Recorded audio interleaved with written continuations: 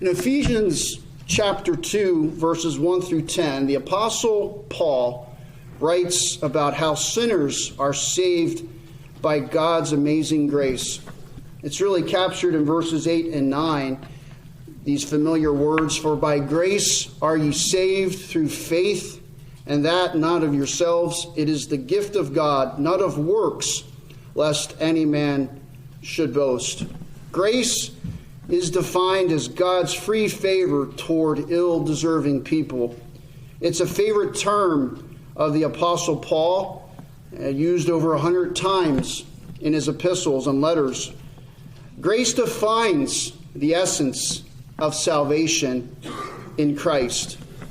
In Romans chapter 5, verse 17, this well-known verse, Paul writes, For if by one man's offense grace reigned by one, much more they which receive the abundance of grace and of the gift of righteousness shall reign in life by one, Jesus Christ. Grace is something that's received by faith. Grace is a gift from God.